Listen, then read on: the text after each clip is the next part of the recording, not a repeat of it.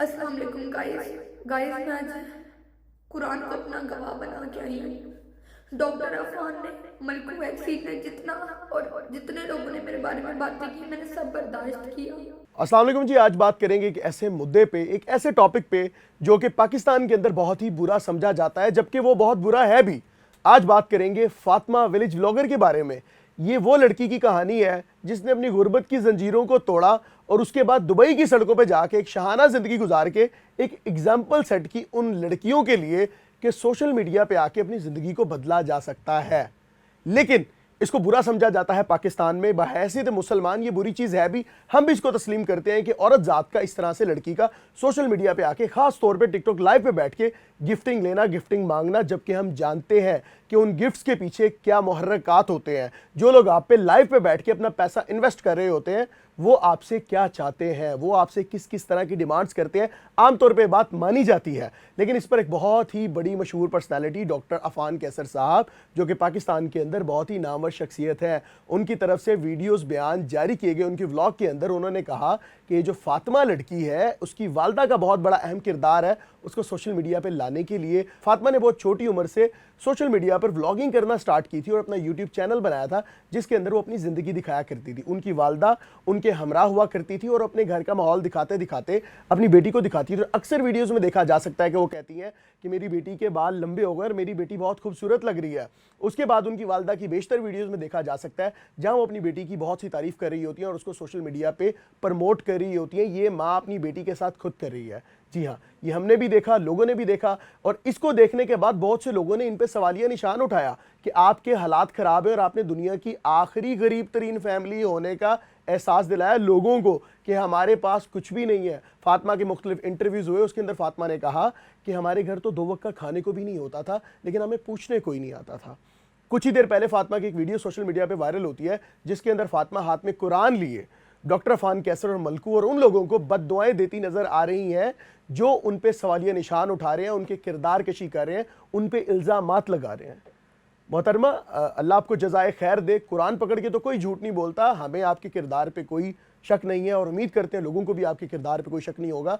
आप एक पाक दामन खातून हैं, लेकिन जब सोशल मीडिया पे बैठ के, टिकटॉक लाइव पे बैठ के आप गिफ्टिंग मांग रही होती हैं, दुबई की सड़कों पे आप सर्जरी करवा के एक मुख्तलिफ किस्म का वेस्टर्न लिबास जब वेयर करती हैं और उनमें वीडियोस बना के सोशल मीडिया पे डालती हैं, तो ये हमारा अलमिया है। औरत पे सवालिया निशान उठाया जाता है अनटिल यहाँ तक कि उस लड़की को आके अपनी बेगुनाही साबित करनी क्यों ना पड़े। आप सोशल मीडिया पर थीं, आप आई, आपने कुरान उठाया, लोगों के सामने अपील की, और हम बहैसियत मुसलमान आप पे यकीन रखते हैं। लेकिन सवाल ये है कि उन लोगों ने फिर भी कहा कि ये गलत है, और डॉक्टर अफान कैसर का इसमें कहना ये था कि इसको डिजिटल तवाइफगिरी कहा जाता है, कि पहले ये काम पोशीदा हुआ करते थे, लेकिन जब से टिकटॉक और सोशल मीडिया और टिकटॉक लाइव खास तौर पे जब ये अरूज पकड़ गए, उसके बाद तो ये चीज़ें मंजर आम पे बड़े ही आम तौर पे आ गई। जब आप फ़ोन उठा के देखते हैं तो आपके फ़ोन पे अक्सर औकात ऐसी वीडियोस आ रही होती हैं जिसके अंदर लाइव पर बैठ के एक दूसरे को गंदी गंदी गालियाँ निकाली जा रही होती हैं। उसके बाद उसी लाइव पर गंदे गंदे पनिशमेंट्स दे के और बड़ी ही नाजीबा किस्म की वीडियोस बनाई जाती हैं। उसके अंदर बड़े ही बुरे बुरे सवाल पूछे जा रहे होते हैं, उनके बॉडी पार्ट से रिलेटेड पूछा जा रहा होता है, तुमने फर्स्ट टाइम क्या किया था, फर्स्ट टाइम कब किया था, तुमने ऐसे किया था, वैसे किया था। वो एक चस्के का माहौल बना के वहाँ पर गंदी से गंदी पनिशमेंट करवाई जा रही थी, यहाँ तक कि उनके कपड़े उतरवाए जाते हैं और उनसे मुख्तलिफ किस्म के डांस करवाए जाते हैं जिसके एवज उनको गिफ्टिंग होती है। ये गिफ्टिंग क्या है? टिकटॉक लाइव पे कॉइन्स परचेज करके जो कि आप जो अपने पसंदीदा होस्ट को गिफ्टिंग करते हैं, क्या ये फी सबीलिल्लाह होती है? आप उसकी मदद कर रहे होते हैं, उसको खैरात दे रहे होते हैं? ये कैसी सपोर्ट है? हमारी समझ से बालातर है। आप ये सपोर्ट उसको इसलिए करते हैं कि जब वो टिकटॉक लाइव बंद होती है उसके बाद लोगों का कहना यह है कि वो अपनी मुख्तलिफ डिमांड लड़कियों से पूरी करवाते हैं। उसमें कुछ भी हो सकता है, उसमें वीडियो कॉल पे कपड़ों को उतारना हो सकता है, उसमें वीडियो कॉल पे उनको सेटिस्फाइड करना हो सकता है, उनकी बात मानना हो सकता है। फातिमा का कहना यह है कि उनकी कुछ वीडियोस एआई बना के भी वायरल की गई, जबकि उनके किरदार में कोई गलत बात नहीं है, जबकि उन्होंने ऐसा कुछ नहीं किया। मन घड़त चीज़ें बना के उनको बदनाम किया जा रहा है, उनकी दिल आज़ारी की जा रही है। आज वो कुरान पकड़ के मंजर आम पर आई और उन्होंने अपनी बेगुनाही का सबूत दिया और ख़ास करके उन लोगों को टारगेट किया जो लोग उन पर तनकीद कर रहे थे, जिसके अंदर ख़ास तौर पर उन्होंने डॉक्टर अफान के नाम कहा, ملکو کے نام کہا. ڈاکٹر عرفان کیسر نے آج سے کچھ دیر پہلے ایک ولاگ بنایا تھا, اس میں انہوں نے کہا تھا کہ فاطمہ اگر آپ کو حالات کی اتنی ہی دشواری ہے تو اگر آپ کرائے کا مکان لینا چاہتی ہیں تو ڈاکٹر عرفان کیسر آپ کے لیے یہ کر سکتے ہیں کہ اس کرائے کے مکان کا کرایہ میں دوں گا تب تک جب تک فاطمہ پڑھ لکھ کے اپنے پیروں پہ صحیح معنوں میں کھڑی نہیں ہو سکتی.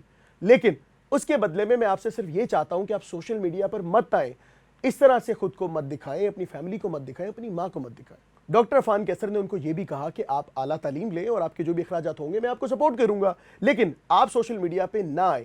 اس کے اوپر ڈاکٹر عرفان کیسر نے یہ بھی کہا کہ اگر آپ کو آنا بھی ہے تو آپ ایک مثبت چہرہ لے کے سوشل میڈیا پہ آئیں, میں آپ کے ساتھ ہوں. اس کے بعد فاطمہ کی جانب سے بھی ویڈیو بنائی گئی اور اس کے اندر کہا گیا کہ جو ڈاکٹر عرفان ہے یہ ہم پہ جو تنقید کر رہا ہے اس کے بارے میں مختلف سوال اٹھائے گئے.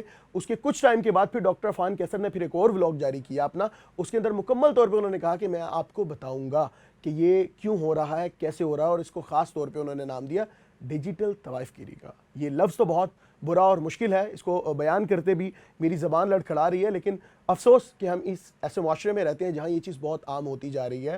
اور جب ہم کسی پر تنقید کرتے ہیں, سوال اٹھاتے ہیں, تو لوگ ہمیں بھی برا بھلا کہتے ہیں کہ آپ کون ہوتے ہیں کسی کی ذاتی زندگی میں انٹرفیرنس کرنے والے. بات تو بالکل ٹھیک ہے, ہم کون ہوتے ہیں, لیکن جو بظاہر ہمیں نظر آئے گا, جو ہمارے سامنے محرکات ہو رہے ہوں گے ٹک ٹاک لائیو پہ یا سوشل میڈیا پہ جتنی بھی واہیات یا بے حیائی پھیلائی جا رہی ہوگی, جب ہم اس کو دیکھیں گے تو اس کو روکنے کے لیے ہم اپنی آواز تو اٹھا سکتے ہیں نا.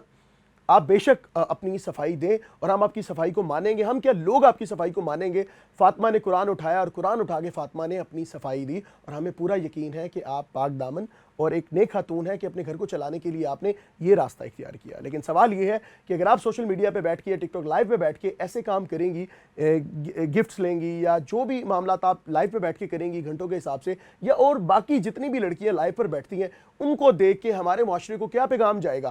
80% خواتین جو مختلف ڈپارٹمنٹس کے اندر گورنمنٹ جابز کرتی ہیں, پرائیویٹ جابز کرتی ہیں, 20 سے 25 ہزار روپے کی وہ انکم کرتی ہیں, تو کیا ان سے ان کے گھر نہیں چلتے؟ ساری خواتین اپنے کام چھوڑ کے سوشل میڈیا پہ آ کے اپنے زیب و زینت کی نمائش کریں, اپنے جسم کو دکھائیں, اپنے لباس کی نمائش کریں, اپنے الفاظ کی نمائش کریں, لفظوں سے لوگوں کا دل بہلائیں اور گفٹنگ لیں اور پیسہ کمائیں اور امیر بن جائیں.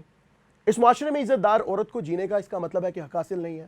کیا وہ یہ سوچتی رہے اور احساس کم تری میں چلی جائے کہ وہ تو سوشل میڈیا پہ بیٹھ کے لائیو آ کے روز 5 لاکھ روپے کما کے چلی جاتی ہے, اور میں 25,000 کی خاطر صبح گھر سے نکلتی ہوں, رکشے پہ بیٹھتی ہوں, 50 روپے اس کو کرایہ دیتی ہوں, وہاں جاتی ہوں, دوپہر میں بھوک لگتی ہے, پانی پی کے گزارا کرتی ہوں, رات میں آ کے بھوک کی شدت سے نڈھال ہو کے گھر میں آ کے کھانا بناتی ہوں, اپنے بچوں کا بھی پیٹ پالتی ہوں اور خود بھی کھاتی ہوں.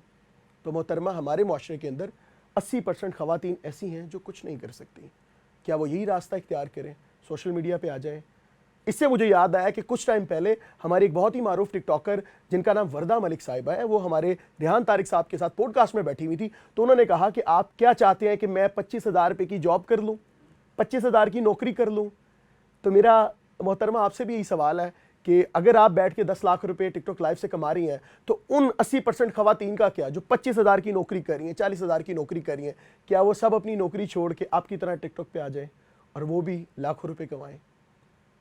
بظاہر دیکھنے میں تو آپ کو ایسا لگتا ہے کہ آپ بہت اچھا کام کر رہی ہیں, لیکن معاشرہ آپ کو ہر وقت جج کر رہا ہوتا ہے. لوگ آپ کو جج کر رہے ہوتے ہیں جب آپ سوشل میڈیا پر پبلک پرسنالٹیز بن کے, پبلک فگر بن کے اپنا کام سر انجام دے رہے ہوتے ہیں, تو لوگ وہیں پر آگے کامنٹ سیکشن کے اندر اپنی رائے کا اظہار کرتے ہیں. کچھ لوگ آپ لوگوں کو سراہتے ہیں, کچھ لوگ آپ کی تعریف کرتے ہیں, اور کچھ لوگ آپ پر تنقید کرتے ہیں اور برا بھلا کہتے ہیں. مگر آپ لوگ ان لوگوں کے بجائے ان لوگوں کو ٹارگٹ کرتے ہیں جو آپ کو برا بھلا کہتے ہیں, وہ آپ کو برے لگ رہے ہوتے ہیں. تو آپ لوگ ان کو جواب دیتے ہیں اپنی ویڈیوز کے اندر اور ان کو تنقید کا نشانہ بناتے ہیں, تو وہ لوگ بھی جواب میں آپ پہ پھر تنقید کرتے ہیں اور آپ کو بہت برا لگتا ہے. آپ کو احساس ہوتا ہے کہ ہم بہت بری ہیں. بری اس طرح سے ہیں کہ لوگ آپ کو پردے میں دیکھنا چاہتے ہیں, حیا کے ساتھ دیکھنا چاہتے ہیں. اگر آپ کو پیسہ ہی کمانا ہے تو آپ لوگ سکل سیکھیں. ہمارے یہاں 90% خواتین سکل سیکھتی ہیں.